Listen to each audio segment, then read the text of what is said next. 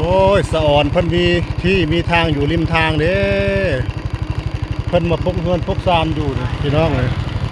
มาพกเฮือนอยู่ริมทางพี่น้องเอ้ยทักขนาดเลยโอ้บรรยากาศเงียบสงบขนาดพี่น้องเลี้ยงงัวเลี้ยงควายเลี้ยงเป็ดเลี้ยงไก่อยู่โคกอยู่ป่าอยู่ริมทางทักพี่น้องเอ้ยตาสะอ่อนขนาดพี่น้อง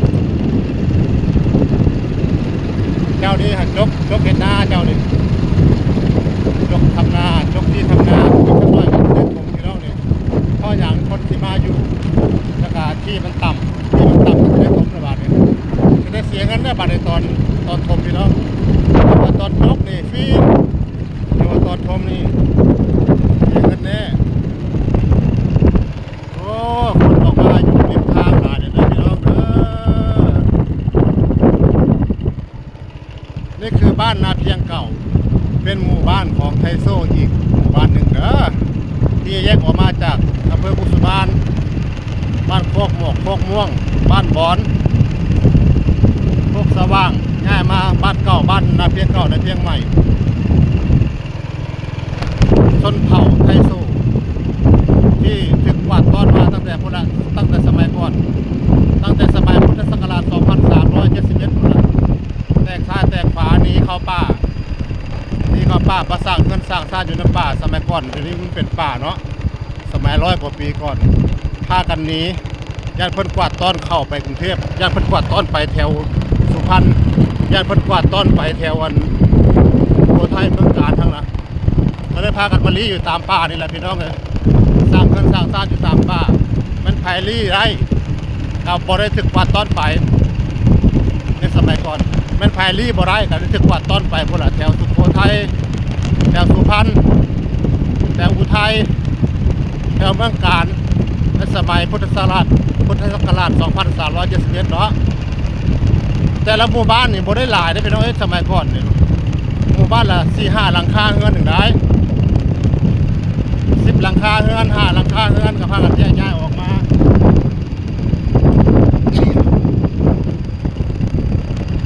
นี่ก็ขยายขึ้นมาเป็นหมู่บ้านใหญ่เท่าไหร่พี่น้องเอ้ย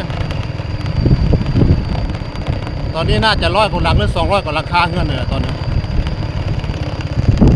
กำลังเริ่มพัฒนา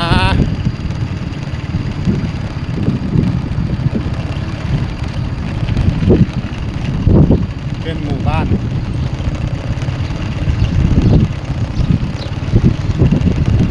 ที่กำลังพัฒนาโอ้เพิ่นมีรถมีลาขึ้นพี่น้องเด้อ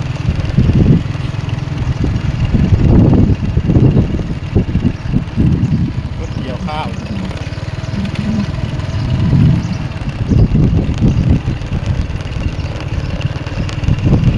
โอ้บางนาวรกขนาด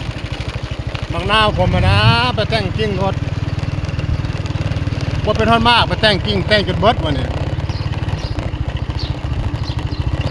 แล้วแต่งกิ้งแต่งจนหมด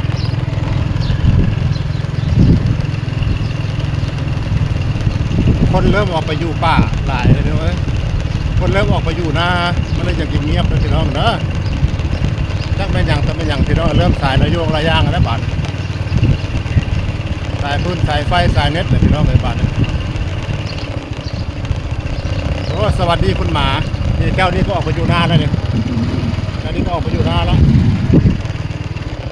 ตามริมห้วยโอ้ต้นไม้ล้มมืออันนะบ่นี่มือพายุเข้าบ่ต้นไม้ล้มเนี่ย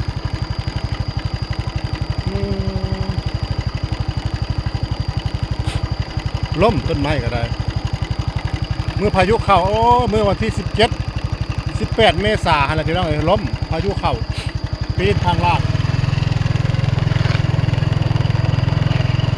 หมู่บ้านนี้แหละพี่น้องนี่100 กว่าหลังคาผู้ได้ทั้ง2 ตำบลทั้ง3 หมู่บ้านเนี่ย100 กว่าหลังคาพายุพาไปเอาหลังคาปิวเลยโอ้ไม้ป่าธรรมชาติได้หนึ่งพี่น้อง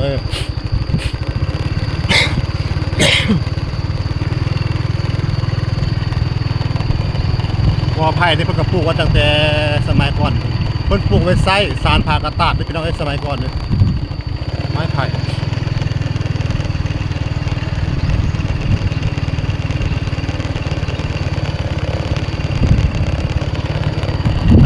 น้ำเริ่มมีละน้ำเริ่มมีละ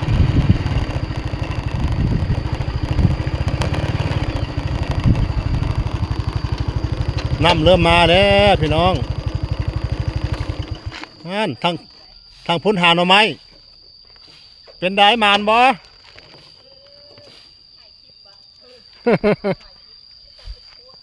หาหน่อไม้ ขับบ่ให้เต้เอาไปแกงซื้อ